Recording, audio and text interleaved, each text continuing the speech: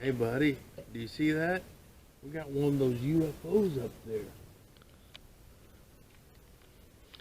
It is not. That's a plane. No, it's one of those UFOs. I'm telling you, it's right there. Don't you see it? Well, if you're so confident, then why don't you make a Raspberry Pi so then you can make an app or whatever? I will. I will make an app on my Raspberry Pi to track planes so I can show you that is a UFO and not a plane. Alright, I'm going to prove that there's aliens out there. Okay, to do that, I'm going to have to go look at this flight tracker, make sure there ain't no planes in the area. That way when we see stuff, we know it's not a plane. So we're going to go up here to add coverage. We're going to go down here and going to build my own receiver. And if you look at all this stuff, it says I need a Raspberry Pi. Well, I got one of those. It says I need a power supply. Got one of those too. You know, memory card right there in the Pi. And then we got the dongle and antenna. So we're all set. So we're going to get those aliens. So we're going to download this Pi 24 right here. And once that download, we're just going to install it on the Pi. And that way we can filter out the airplanes and remove the airplane possible sightings from our list.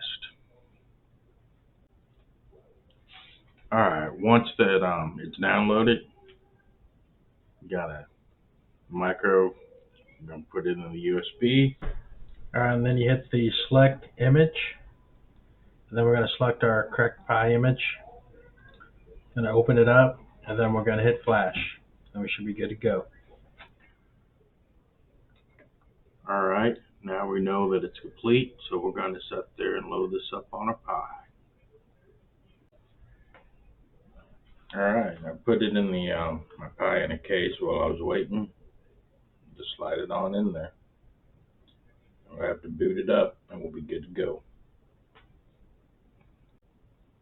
Alright, so what we're going to do here is we're going to SSH into a Raspberry Pi that we just set up.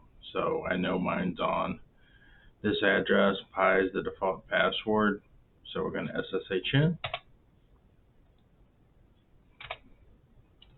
And then it's going to be Raspberry because I haven't changed it yet, but I will change it later.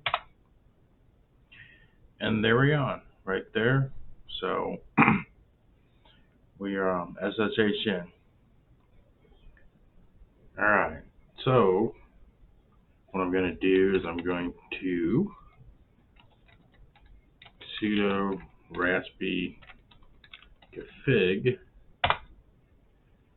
And this is where I'm going to go in and just do some things like system options. Probably going to change my password for my Pi users just to make it more secure.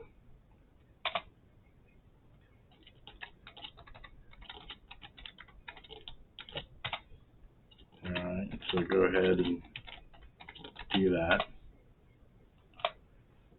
Then go back to system options, and then we'll go to host name. And then I'm going to change my host name to alien underscore tracker. And I'm going to hit OK. And then I'm going to hit finish and then reboot. Then just give it a minute and I'll SSH back into it.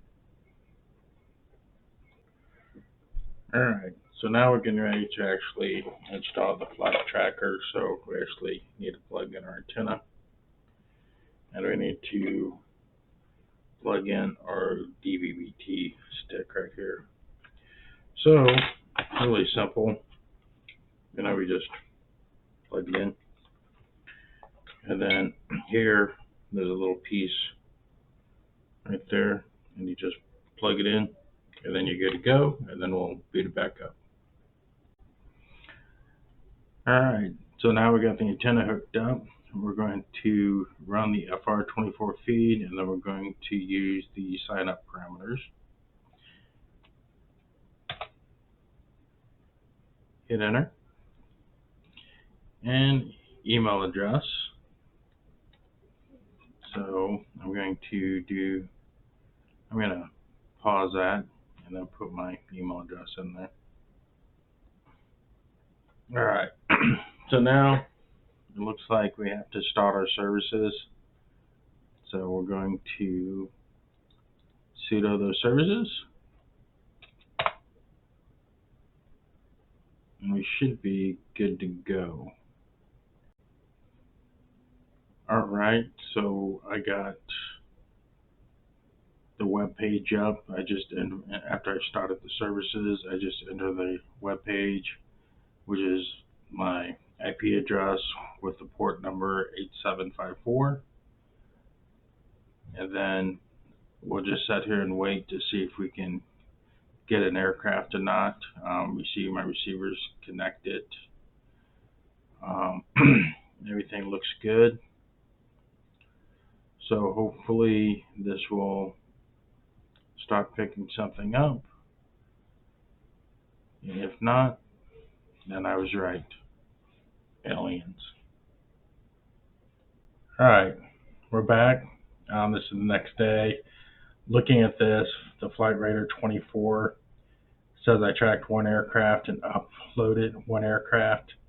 So if I come over here and show the tracked aircraft list, I will see the aircraft that I'm tracking, which is this call sign DLL171, and it gives me the lat, the long, the altitude. Not quite sure what SQW is, but I can look it up later. But if you know, just leave it in the comments below. Alright, so the next thing I want to show you, it loads all the airplanes up to this live flight tracker. And this is actually in the FlightRadar24. And if you notice, that sees aircraft's 185, position reported 478. And that's because a single aircraft can be reported at multiple positions over time. Here it says my maximum distance was 15 nautical miles, and then it has my hits reported over here. So here's just the uptime availability of my feed. If you notice, Mondays is when I actually started it, and then Tuesday it's going all throughout the day. So if we go down here, my global ranking, I'm talking about it's not very high. I got a small antenna. It says my max range is 7, and then even for my country, max range is 7. And I think that's a little bit misleading, because if you look at the pole chart over here, 13, 15 range. This is range 7, and over here on this side is 3 and 2. So I think that 7 is really an average of all these numbers. But if I look at it, this makes sense because my antenna sets on the southeastern side of my house. So it makes more sense that I'm getting a larger range in that area. Where on the other side of my house, I'm not really getting that range, probably because it's going through walls. And it's just not picking up on that side. I might move it to the other side of my house and see if I get better reception on that side later. But if you notice, it tells me how many aircraft positions were reported on that side of the house on here. So I did kind of expect to actually see a little bit more positions reported over here, and I don't. That's okay. I just expected I'd see more than what I'm seeing here. If we go down, we see the histograms of the aircraft on Monday versus Tuesday. Again, I'm talking about that increase is easily explained because I started it late on Monday and it really ran all day on Tuesday. Most of my stuff's under the 50 nautical miles because, like I said, we have like an average of 7 on the range, so I'm not going to see anything big unless I upgrade my antenna. And then just the different statistics on the, hits and report positions. Just information if you want to look at it. I might take a deeper look at this stuff, later and see if I can do anything else, with the data. But a little little things.